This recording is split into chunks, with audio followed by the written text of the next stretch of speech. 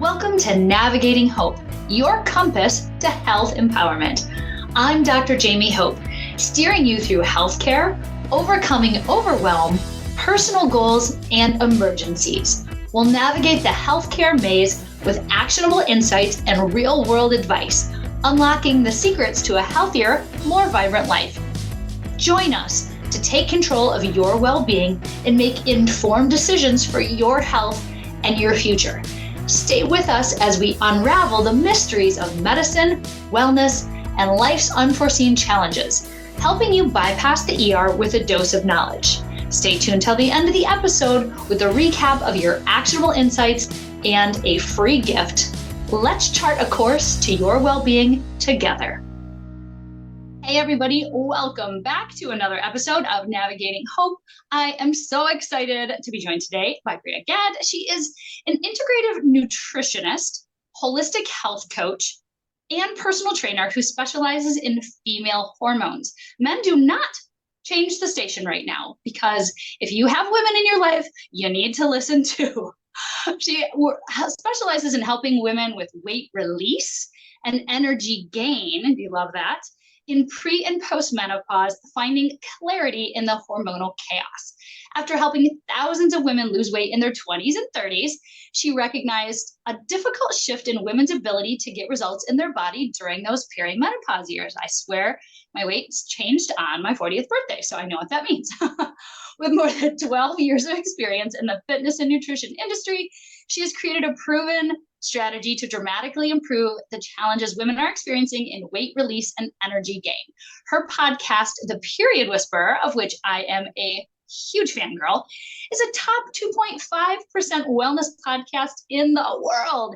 And she has a huge Instagram following, and there's a reason, because she gives, she educates, and she's so genuine. We've been having a conversation, and she's just a lovely person. So thank you so much for being here today. Oh, thanks, Jamie. Thank you. You're so amazing. So I'm really, really excited we can just fangirl here together. Yeah, this is fun. So we have some girl talk, but like I said, guys, don't turn this off, because better relationships with the women in your life if you're a good listener here today. So Definitely. all right, so let's start with your origin story. So the Period Whisperer, which by the way is such an amazing name. As soon as I heard it, I'm like, I already love her. How did you get into this space where your like passion is empowering women? Yeah, it's a great question. So I had, built one of my many initial first careers, but like the last one that I had, right? We always have so many when you're finding your way and finding yourself as a personal trainer and online nutrition coach while I was having babies. So back in my late 20s. And, it was great. I've always loved it. I've loved working with women. I really loved learning how to make health and fitness a part of my life. And I really was like, okay, I don't have everything figured out, but like I've got my nutrition and fitness figured out.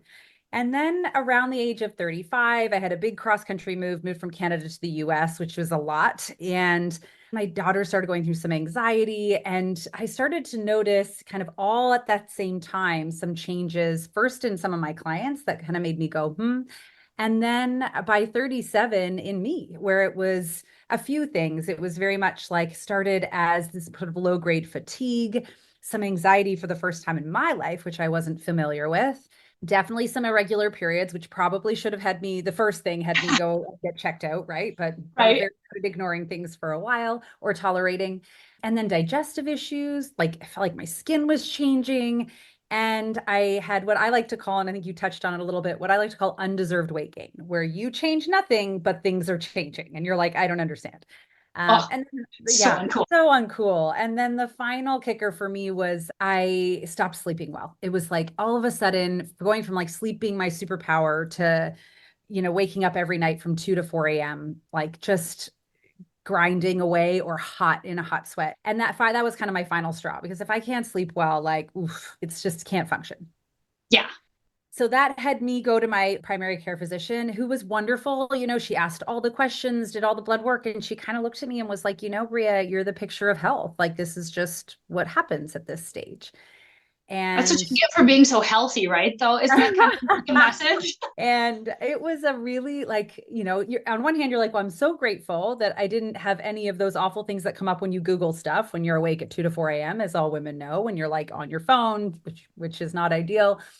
But it was a pretty dark moment for me because I'm like, I'm 37. I'm quote unquote the picture of health. And like it's not going to get easier. So like I don't know, like I don't know that I can do. It was a very depressing dark moment for me, all that to say. And I think a lot of women feel that way too. It's like overwhelming, it's confusing, and then they start to lose hope. And which is really what we're here on your podcast for. We're navigating that, navigating that hope. So that was where I kind of, I had my pity party for a couple days, and then I was like, okay, I'm not willing to like raise the white aging flag here. I see other women thriving in their life. I know they're not just lying. I must be missing something. And that kind of is what drove me into like functional practice, learning more about like specifically female hormones, what's going on in the body, how is it operating different. And it was in that process where I started to understand how things work really differently in the female body, or the pieces that I was missing. And as I worked on my own healing, and started to sleep better and feel better and find energy and have hope again and release that weight, which was really nice, I kind of hit this moment where I was like, if I'm in the wellness industry and I don't know this, how on earth are all the other women who are doing beautiful things in this world going to be able to figure out this information? So that just really pivoted me into this focus on support, encouragement, education, and just empowerment of women in this time. Oh, I love your story so much because I like how when you were struggling with something, your first instinct was, how can I help other people? Mm. That's what I love about you. That's so genuinely you. Well, thank you. I think it is. I think it's innate in a lot of us women when like something works for us, we're like, oh my God, I have to tell my girlfriends or I have to tell my sister, But you do, because we see this everywhere now. It's, once you reach, so I'm almost 43, and it's a hot topic, Yeah. amongst people. And I'm grateful that people are talking about it more like, oh my, but what I really think is important is that women don't just think, oh, it's just my hormones and this is what it is. Like there's a lot we can do. Yeah, we don't have to just accept it. And I like what you said, kind of the undeserved weight gain, because a lot of women get invalidated. The doctor's like, oh, you must be sneaking food and eating bags of chips and stuff. And you're like, no, truly, I'm not doing anything different. And I was one of those obnoxious people in my 20s that could eat whatever they want, do 3 sit-ups and have a six pack. It was unfair. I'm not pretending it wasn't. But those days, it's different now. Yeah. I'm 44, and so I see the changes, and I want it to be the way that it used to be, but instead, like working with loving my body right now for what's going on. And so, listening to your podcast, you said that this time in our lives is a gift. So I would like to ask you, what the hell? I know it doesn't seem like the gift that you're wanting, but it's the gift that you need. How about that? And you will That was thank so me. perfectly put. All right. So, again, for anyone who hasn't heard, explain this because it actually does make sense. But seriously, when I first heard it, I'm like, girl, what the hell? Yeah, I know. No, I really do believe this. And perimenopause is not a diagnosable condition. It's like a reverse puberty transition. So this is also why we can go to our healthcare provider and they're like, nope, you're not there. And it's like, well, we can't really just, it's a time, it's a phase. It's just like we know It's kids. not pathology. It's not something Yeah, we can cut out or get rid of. It's yeah. just a natural part of our journey. Yeah, exactly, exactly. So, and there's ranges of where things are at, but for all women, it really begins kind of like for all children, puberty begins around like 11, 12. For all women, perimenopause begins around 35 in those mid 30s.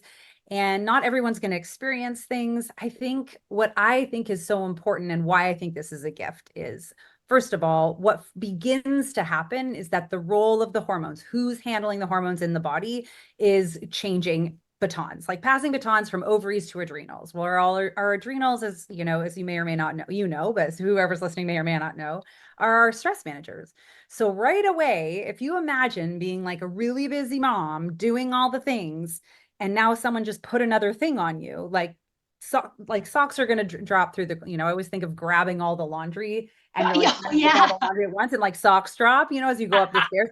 things are going to drop, based Perfect on, description. yeah, based on the state of your adrenals at that time. And there's no denying that women, and not trying to negate what women decades and decades before us have gone through, but we are carrying more emotional labor than we ever have as women. We're also doing more of the workforce right now as women. We have so much pressure on us to look a certain way, be a certain way, age gracefully all the time and be kind, all these things. We've got more chemicals and toxins in the air and the food and all the things. So we are more taxed stress-wise in general. So one, I really think this shift kind of really just comes in with a big fat pink highlighter and tells us like, hey, something's got to give. You can't be like juggling all these balls and expect to be able to juggle. And this transition's happening whether you like it or not. So it's really going to come in and highlight, okay, how do I edit some of the things in my life that aren't working? But the other big thing that I think it brings to the table that makes this a gift is from puberty to perimenopause. In the name of the circle of life, women are hormonally hijacked every single month, right? We've got, we have these hormones come in, and obviously they play an important role, but they come in at a level to make us amenable to reproduce, to allow us to conceive and, give birth, and then to prioritize those human beings above ourselves for survival, for the circle of life. And I think that's amazing. We did our job. Now that is changing. And the gift here, Jaime, is like, if now every single month we get to purely feel, what we want, what we need, think of the boundaries we get to set, think about the goals we get to achieve. And it's happening around, 35 to 50. So we still have decades left of our life to like make our dreams come true, right? To have the Yeah. capacity that a man has always had, to have confidence and clarity and drive for those things. But we need to make sure we're listening and making those changes. So Nice. that's the gift. No, it doesn't. The way you explain it, it makes so much sense because certainly some days it doesn't feel like it. But when we see it, it's an opportunity. Cut out the things that aren't working. And it kind of it enforces, maybe sounds like too strong of a word, but it forces you to focus on your body and your health. You Yeah. talk about health debt. And certainly in our 20s, you can build up a whole lot of health debt, get 2 hours of sleep, get up and run a marathon, you're fine. So can you explain that really amazing concept of health debt and how that accumulates with time? Absolutely. I kind of think of it like we're born with this beautiful trust fund of like vital reserve energy, right? And really our energy is designed for our survival. Like we need it in order to, in order to accomplish in order to fight sickness, in order to like have drive, in order to accomplish all these things that we want to do. And of course, throughout life, so in our 20s, we have a lot more of it. So we're not even quite in debt, but we're like making these credits, these drawdowns, right, in that time. So if we're not building that up at the same time, then we're going to reach our midlife and not have much. We're going to be in debt instead of having these great investments. And certainly for any of us who made stupid choices in our 20s, you drew down a little bit. It's okay. I mean, everyone made stupid decisions in their 20s, like I made stupid decisions in my 30s. I probably made some last week. Like, I know, right? Yeah, it's part of the fun of life, right? Yeah. What I don't know that we always recognized as women or were taught was that some of the things we thought were, building up investment were actually drawing down. And what I think happens more often is that we're redlining where we're at when we reach into perimenopause or when this shift begins. And ultimately, this hormonal transition is just a constant energy drawdown because it's got to happen. The job is being passed, things are impacted by it, like any transition, right? You think about when you move jobs or move houses or have a baby or get married or get divorced, massive transition. So you have this energy suck that kind of comes with it. And that's what pushes us down into this debt. And when you're in that debt, all of a sudden this idea of eat less, move more to lose weight, for example, doesn't work. It's, all the most important, or sorry, all the least important functions of our body for survival, in the name of survival, get suppressed and shut down, like our libido and our reproduction and, muscle gain or fat loss, even blood sugar regulation and all of the most important things kind of get shoved to the side because we're now in debt and we need to make sure we have enough energy to survive. And Yes. this is where our symptoms really blow up as women. And I think why more and more women are suffering now than ever before in perimenopause. And I feel like a lot of women, because we were taught the whole bootstrap mentality, right? Pick yourself up by your bootstrap, instead of putting deposits back into that health bank, they flog themselves more emotionally. Oh, you're fat, you're a loser, you're not doing hard enough. Yeah. Eat less so you starve yourself, work out past the point where it's nourishing and energizing to where it's actually breaking down your body. Or do Yeah. you see that in some of your clients when they come to you? Yes, it's heartbreaking. Like it's, Yeah. a lot of the times when I do see clients, like they're not eating enough and they're working out an hour a day. And the fear is if I pull back on that fitness, I'm just going to gain more weight. But and this is, I think, the mind mess that comes with it is like it's been so drilled into us that hustle harder mentality, and that the only way to feel good in your body is to like do more and eat less, that we don't realize the discrepancy there and the cost to our body, and that our body needs a certain amount to function. Otherwise, it really shifts into that low battery mode and conserves at the Yeah. cost of other functions. Yeah. And then we continue to just drill past that and past that and past that and wonder why we're tired and grouchy. And then people just invalidate us by saying, oh, you're just hormonal. Oh, Drives me yes. Yes. bonkers. Said that. Yeah.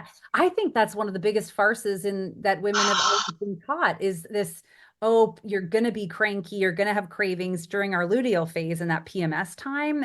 But it's like, no, that's a sign from your body. That's the whisper from your body saying, I don't have enough energy.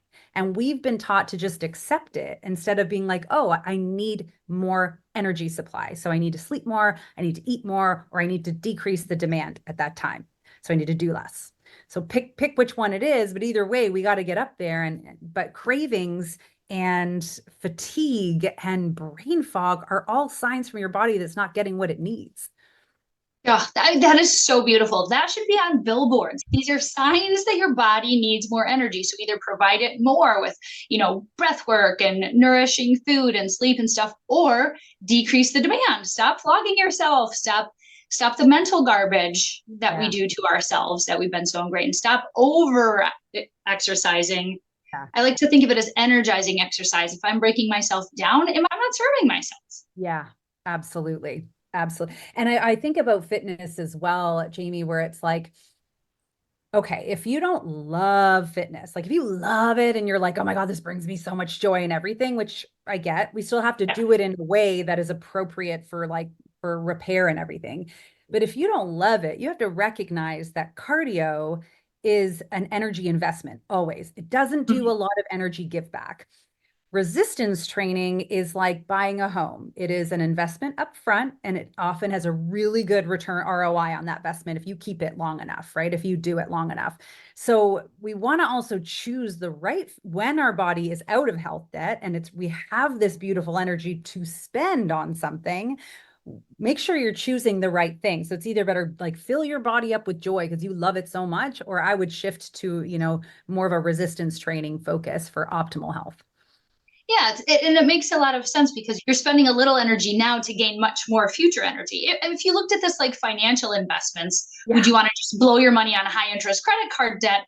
Or would you rather invest in something really solid that's going to pay dividends for years? Totally, totally. I love that. I almost think about it like either buying a car, which we all love and is really fun, but you drive it off the lot and it loses its value. Immediately, Yeah. right? Or you buy a house and you're like, okay, there's like a good chance this is going to appreciate in the next few years. Yes. And Mhm. so I think that those, and I know you love metaphors, I do too. But they're so helpful to see. And I know some women are resistant to resistance training. If you're raised in that era that cardio is the only answer, and if you lift one weight, you're going to suddenly turn into this like beefy looking dude. It doesn't work like that. Can you just share with people that resistance training is a benefit? It's going to help you not fall and break a hip in 30 years, but you're not going to get this like manly body. It's Yeah, not a thing. it's just not even possible for women because we don't like we have what a lot of women don't know is that testosterone, which is kind of, touted more as a male hormone, is our most prominent hormone in our body as women. And it's very important for muscle recovery, for energy, but we only have a tenth of it that men have. So unless you're like juicing, unless you're Yeah, getting, right. very, like it's very hard. Like you need to really support it supplementally in order to get to be larger. Like, right, obviously we see it in performers that it's possible, but it's not, it's a lot of work and a lot of food and a lot, like it's just a very difficult thing. But Yeah, I, that's a whole separate lifestyle for those of us who are not trying to do that, like fitness, Miss Fitness USA on stage, or whatever yeah, kind of human stuff. Like design. resistance training actually makes you, I think, look more feminine, toned, shape, and it makes me feel strong. I can lift my own Yeah. suitcase. I can take care of my own stuff. I still don't want to kill spiders, but that's a separate issue. I don't like to kill spiders either. I love that. I will Don't do not. it. Nope, not it. Yeah. And muscle supports our hormones. So it's going to protect our bones as we age. It's going to support our hormones, which also protects our brain, our bones, our heart. Like it's a very important thing. And again, I'm not just saying out in the world to the runners, like if you love running, never to run. I mean, if it sets your soul on fire, you should do it. You have to do it in a balanced way and in a supported way. But for those of you who aren't loving it, like when I pulled my cardio, that was one of the things I did. I took a good 4 months just to walk and do yoga when I was getting out of health debt, because a big thing for me was I have to reduce the demand on my body and so my body can take that energy and heal. That's another thing. It's like, I know we all want to go out and spend this energy on working out, but we have to have energy to heal and function. So that's a lot of upfront investment that we need to have before anything else, and manage perimenopause. So when I pulled my cardio and just focused on yoga and then adding in resistance training, I mean, that was a big part of what helped my body release the weight. I started sleeping better. I stopped having that like debilitating brain fog in the afternoon that I know a lot of women have, like where they're just so exhausted and they can't think or they're forgetting things. And it's just simply about, hormones get blamed, but it's simply about, matching that energy supply and demand in the body. Yes, and hormones are just they're part of that picture. And Now, perimenopause adds a demand, and that's why it feels like it just happens overnight, I think sometimes, because now it's like the body's doing something else, which does start to happen overnight. And now all the symptoms come in because we're at capacity. oh yeah. Now, even though you're an expert, did you still have any level of emotional struggle when you paused on the cardio? Oh my gosh. Yeah. It's So, like like to this decades of day, I still have to. imprinting in training versus expertise, you're still a human being. That's Yeah. nice to Yeah. hear. Yeah. And I find as well, to this day, now that I understand how in our luteal and menstrual phase, the body is doing more, which means our metabolism is increased, which means a greater energy demand. Even to this day, every month, Jamie, every month, I'm like, oh, why am I dragging? I got to push through this workout. And I'm like, oh, no, you're not. And inevitably, I at least do one workout where I'm like, I was not supposed to do that workout. So we forget because it's Yep. so deeply ingrained in us. And yes, I'm human. Yes. Okay, good. See, even though she knows so much, she is a human being just like the rest of us. Yeah, yeah, So we can learn. So let's talk about it because there are ways to get out of energy debt. So I mean, there's breath work. We talked about exercise and nutrition. So what do you want to dive into next? Because this is so exciting to know. Not only now we understand the problem, but there are actually realistic things we can do. yeah, yeah, absolutely. I kind of have a 5-step process that I think, but specifically when it comes to health debt.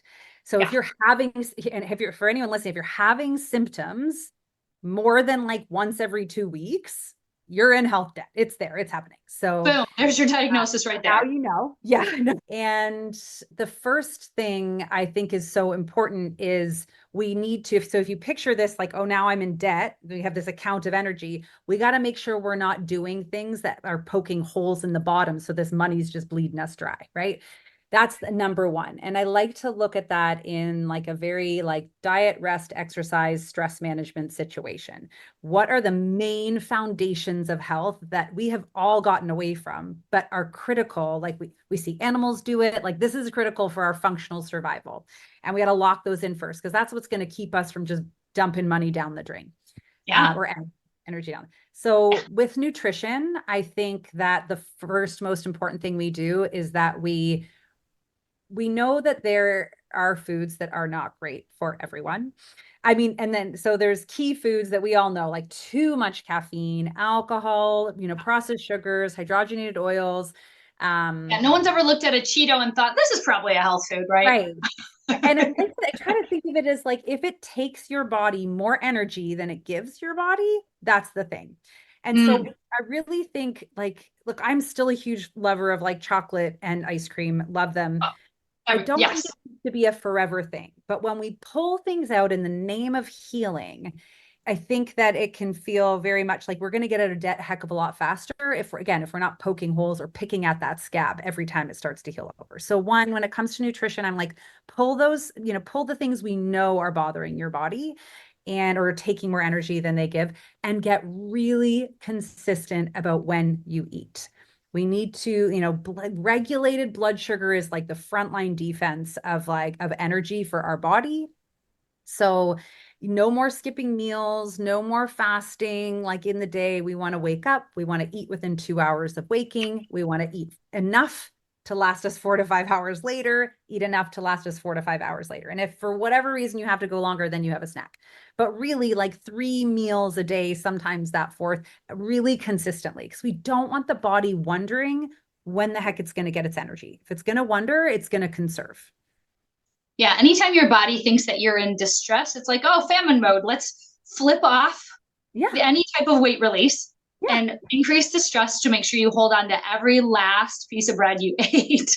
In the name of survival, because it's like, well, I Yeah. don't know what I'm getting. Like nobody gave me the memo. Some days you eat at this time, some days you like, I don't know. So it makes a lot more sense when you think about it like that.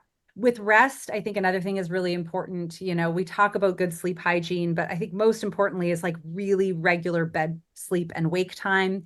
And the reality is women in perimenopause need 8 hours of sleep a night. Yeah. Like they need more than the seven that we need. We need seven for repair, but like we're going through something, kind of like when you're pregnant in your first trimester. You're flipping tired because your body's creating life. Well, we're also tired because our body is shutting down a big factory here, and that requires energy. So we need a little bit more sleep. So consistent bedtime, consistent wake time are really big one. Yeah, I think people set an alarm to wake up for work. We need to set an alarm on your phone, like no screen after this hour, go to bed. Yeah. If we listen to our bedtime alarm as much as we listen to that morning alarm, think of the health difference it would make in the world. Yeah, totally. I heard a really great, I'm trying to remember where I heard it, but this, I did not make this up. So it's not to my credit, but it's called the 10-3-2-1 rule. And it's 10 hours before bed, no caffeine, 3 hours before bed, no more eating or drinking, 2 hours before bed, no more work. So and 1 hour before bed, no more screens. And Nice. it's just the best way you can support your sleep. And it does take, I think, a few days of getting used to, but it is an amazing thing. It's helping me sleep just beautifully these days. Well, and that's amazing. The caffeine in particular, that Mhm. middle of the afternoon slump, right? That's when people go get a sugary coffee. And like your point about sugar is so important. I call it unopposed sugar. So if you're having just sugar without at least some protein or fat to Yeah. balance it, it's just spiking down. And then they're giving themselves that caffeine hit and you're not metabolizing it all by bedtime. And Yeah. so my daughter, who is 12, asked me, she's like, hey, I feel a little slumpy sometimes in the afternoon. What do you do? And I mean, I'm not going to espresso my 12-year-old. Yeah. So, right. I make good parenting choices. But so sometimes what I do, because I am a very slow caffeine metabolizer, if I had caffeine at 3 p.m., I'd be up all night. It would be miserable. So I try and go outside in the sun when I can. I live in Michigan, so sometimes that's a pretty brisk order. And I eat oranges. Like that's that citrusy smell. It makes me think of tropical. Take a couple of deep breaths and stuff. So I was looking for alternatives to that caffeine boost because I know that it messes up my sleep. And what Yeah. other any other good thoughts you have for that mid afternoon so we can protect that 10-3-2-1? Yeah, absolutely. Well, I mean, obviously, and this isn't a quick fix, but we know that like getting enough quality. So like the sleep hygiene the night before is going to help the sleep, though, that really regulated eating and making sure you're eating enough for your metabolic type. Like if you do okay on oranges, then that means you likely are like a mixed or slow oxidizer. So then you want to make sure you're eating enough like protein, fats, and carbohydrates in your lunch. I do nuts with it too because I don't like Oh, having the okay. unopposed sugar, and I feel I like I like need that. those. Yeah, Yeah. Yeah. I'm still trying to convince her that nuts are delicious. She's not really on board with that, but she'll have some. But it's so I have the nuts first, but then that citrusy smell. But yeah, I like some people can do it without that. I need the like the fat and the protein to make Yeah. it through. Yeah. So a couple quick things that I find really helpful. I definitely am a big fan of getting outside, like you said. If it's not, if it's cold, I mean, I think I grew up in the cold as well. And because I have a dog, I'm got used to getting out in it. And it's like, it's a really refreshing thing, like a brisk 10-minute walk. So good for you after lunch, like perks the whole body up. But if it's warm and sunny out, like go take your shoes off, get your feet in the grass, like just turn your face towards that sun. That can be a really energizing thing. I think I think just even laying down for just 20 minutes, if you have that available to you. And then I really find breath work so helpful here. I think just taking some time to like really, a lot of the times we get tired because we're not breathing deeply enough. And so when we take, 5 minutes, I'm not like a, not, I have yet to find my meditational vibe in terms of like, oh, this is such a Oh, wonderful good. You're meditation. a human like the rest of us who are not can't sit there for 3 hours in the lotus position and perfectly meditate and keep your mind clear. I Hooray! have, yeah, aspirations, but I'm still very much a guided meditator. If I meditate, it's got to be guided to keep me kind of in place one day. Um, so I think just some deep breaths to really get the oxygen into the body. And finally, sometimes I think one of my favorite things is like throwing on like your favorite song and just cranking it, like just stimulate that vagus nerve, like get yourself kind of alive again and move your body a little. And I think that just kind of shakes us all up. Oh, I love that. This is all very accessible, very actionable. And then you don't pay the consequences of the caffeine prolonged and the sugar spike going up and down. So those are fun. We're a big fan of checking on a good like song, doing any type of chores at home. And like you gotta fold the laundry anyway. You might as well be singing at the top of your lungs as Definitely. you're doing it. Yeah, we do the same thing. I crank that music. I'm sure my neighbors roll their eyes. I think they've just adjusted to it at this point. They're like, oh, here we go again. I was doing yard work yesterday and I was thinking, I'm like, I don't know why they don't hate me. Yeah. No, I'm sure they love it. I like it when my neighbors play music, so I'm sure it's fine. Yeah, I think it's fun. It just kind of makes everything feel a little bit like a party. Yeah, yeah, I totally agree. Why not? So that just stimulates that vagus nerve, which like really helps with the stress. It helps the aliveness. Like that's the part of us that's stimulated when we fall in love, that time you can remember the last time you fell in love and you're like not even hungry, you're not thinking of anything. You just have this like beautiful, like birds are chirping aliveness everywhere. And we can stimulate that with like music or singing or dancing or yelling if you need to, whatever. So I think that's a good one in that afternoon slump, I would say. Fun. Yeah. And so we did diet, rest, exercise. I talked about just pulling that, I'd say pull the fitness. Like if you are working out and not getting results, your workouts aren't working. So Hallelujah. Let's listen to that. Okay. let's Listen to that, people. yeah. I think it's a really quick indicator that your energy demand is not, or your energy supply is not meeting your demand. And this workout is now creating just a greater demand. Let's get the body back into equality, build up a little reserve, and then we can spend it. And then you'll get results, which is amazing. So I like to focus on like 7 to 10,000 steps every single day. So going Yep. for a walk. And I really think we need to be stretching more. So whether you want to call it yoga or you want to call it stretching or whatever it is for you, expand the body, like take up Mm. space, release the stress in it. And your body It will be. does release endorphins. I always am a little bit, I want to do more yoga.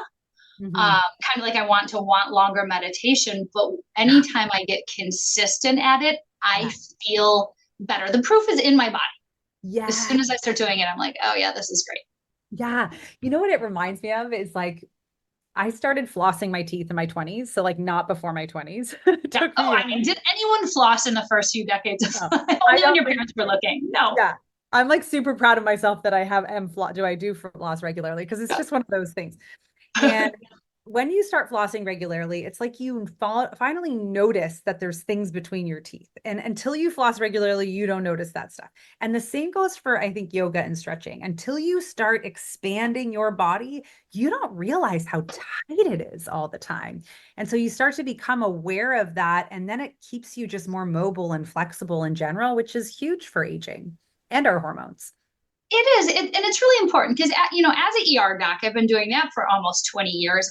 I see, the people who fall and they break their wrist or break their hip. And when you're older, those type of injuries are not just frustrating and painful. They can actually rob your independence.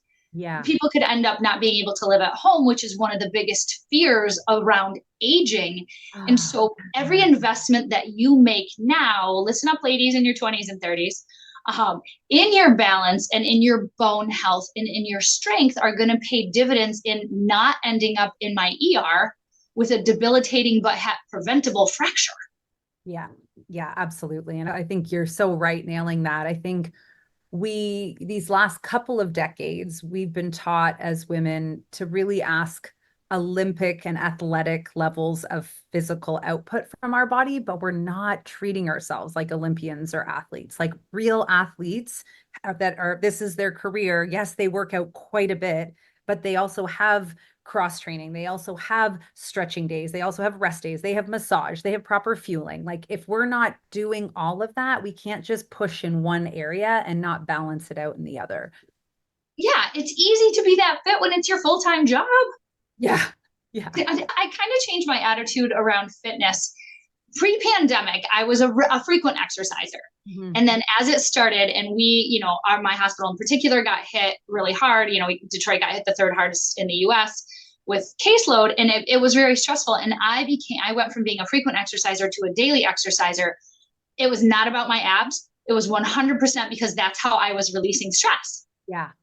And so it's been, I don't know, I should have looked, but it's, almost 1,600 consecutive days of exercising, but that doesn't look like a mega workout every day. Sometimes I do a 13-hour shift. I cannot then go run 6 miles. That's unreasonable. Yeah. And at times where I have been sick or, the death of a loved one, how I defined exercise for that streak changed because on that day, that was what my body was capable of. Yes. And then on the days that I have the energy and I'm like, yeah, I'm dancing, I'm doing stuff, I'm lifting weights and I'm loving it. And so that allowed me to be consistent because I was fluid in how I defined and nourished my body with that movement. Yeah, I love that. And I think that's really the most important thing here is that we start to pay attention and trust what our body is saying to us more than what people are saying outside of us. Like, I think really hearing that piece is so important. Yeah, because the time I screwed it up was the day I had my hand surgery. I was okay. People ask me how I broke my hand, and I had this completely stupid story. I was like, oh, there were some puppies and babies together, and then a bear was charging at them, and so I defended them. And someone's like, really? I'm like, no. What situation in the world would there be like a pile of puppies and babies? I don't know. But what I was really doing, I was playing volleyball with Olympic level dreams and like college intramural level skills. So I went down for a save and I came up and my finger was going in a direction quite opposite the rest of my hand. Oh, and the sad part, I didn't even get the point. That's the most pathetic part of this whole story. Like I didn't even get the save. It wasn't even this amazing. I know, it would have been at least if I had gotten the game winning point, but nope, no dignity in that. So of course I popped it right back into place. Kind of got to do it before you think of it. But I had surgery. And then I got home from the surgery. So now I've had anesthesia. So I feel like garbage. My body just hates that stuff. And then I was like, oh no, I didn't work out and I don't want to lose my streak. And so I'm on the Peloton, like crying. And then after I was done, I was like, that was completely stupid. Why did I do that? I should have just called exercise like taking a nap.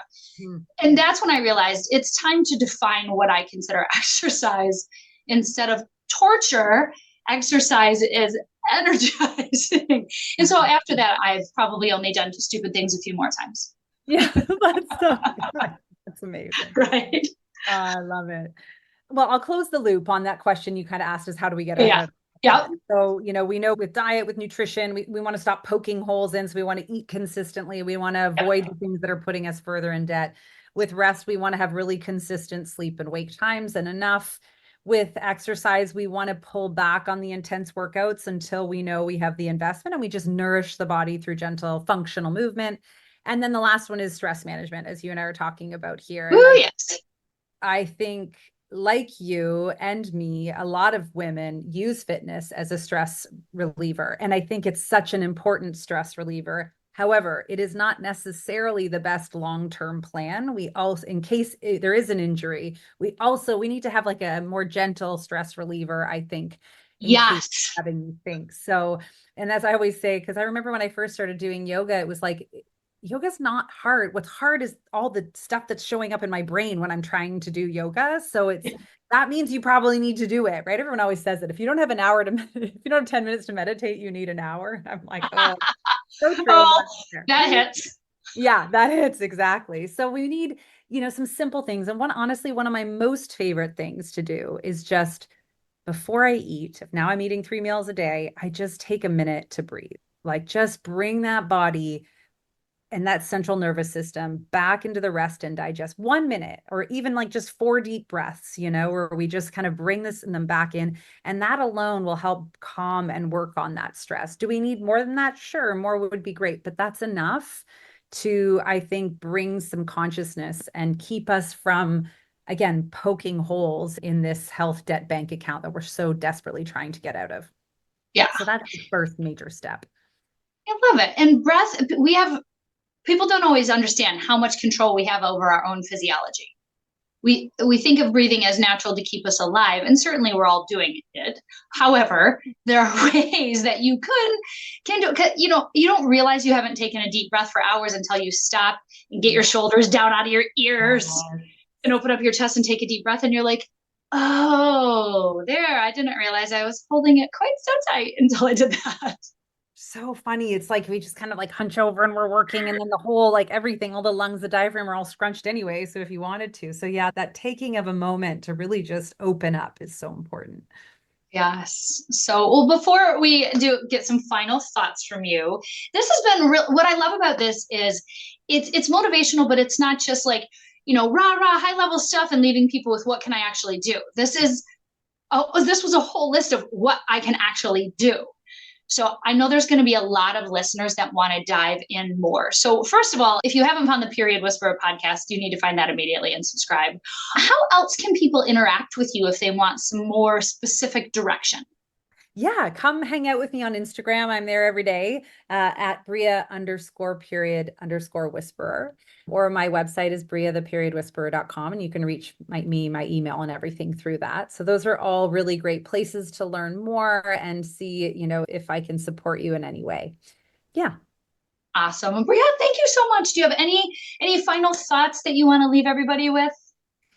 Yeah, I do. I think what I really want women to know is to like take hold of this opportunity, and that these things I shared are really the first step, and they're going to feel like they're not moving the needle, but just nail these consistently. And that's going to allow you to take the next step in the process, because there are steps to get there, but it will always take longer than you want it to, because none of us are patient anymore. So just stay focused on these key pieces and be more in your life and not just less on a scale. Oh, that was amazing. All right, everybody, stick around up to the end for your free gift. Bria Gadd, the Period Whisperer, an amazing person. We need to hang out. This was such a great value, great episode, and I really appreciate you being here. Thank you so much. Same. Thank you. Thank you for tuning in to today's episode of the Navigating Hope podcast. Our guest today was Bria Gadd, an integrative nutritionist, holistic health coach, and personal trainer specializing in female hormones and helping women manage the challenges of weight and energy and health during perimenopause and menopause. Bria's amazing podcast, The Period Whisperer, you can find that. We'll put a link in the show notes. And she brought an empowering perspective to navigate this unique health hurdle that women face as they age. Let's dive into those 5 key takeaways from our conversation. Number 1, perimenopause is a gift, not a burden. Bria emphasized that perimenopause is not a condition to fear, but an opportunity for women to tune into their bodies. She referred to it at a time that women can reclaim their energy, focus on their needs, and set stronger boundaries. While the hormonal shift can feel daunting, Bria believes it's time to realign health and personal goals. Number 2, health debt is real. Bria introduced the concept of health debt, explaining how poor sleep, nutrition, and stress management in younger years can add up, leaving us depleted by the time we reach midlife. She stressed the importance of making deposits into our health bank through proper nutrition and sleep and exercise to avoid hitting rock bottom during perimenopause. Number 3, energy demand versus energy supply. Hormonal changes during perimenopause can create a higher energy demand on the body, which means women may need to be intentional about energy supply through nutrition, rest, and movement. Over-exercising and under-eating, a common mistake, can actually worsen fatigue and slow metabolism. Bria advised listeners to shift their focus towards energizing exercise and balanced nutritional needs to meet their increased demands. Number 4, resistance training is essential for women's health. Bria dispelled the myth that resistance training makes women bulky, explaining that it actually helps women feel strong and look toned. Resistance training supports hormonal balance, protects bone health, and builds muscle, which is essential for preventing injuries like fractures in later life. And number 5, consistent, gentle movement wins. When women experience hormonal shifts, intense cardio can be counterproductive. Bria recommends focusing on consistent, gentle movements like walking, stretching, and yoga to support the body's recovery and that energy balance. She also stressed that quality of sleep, balanced meals, and self-compassion are key to managing symptoms and feeling good during this phase of life. If you are interested in taking control of your health and understanding what is going on, we have a free downloadable in the show notes with your Smarter Goals checklist. You can create smarter goals around consistent movement, resistance training, or even focusing on your energy, your health energy, and staying out of that energy debt.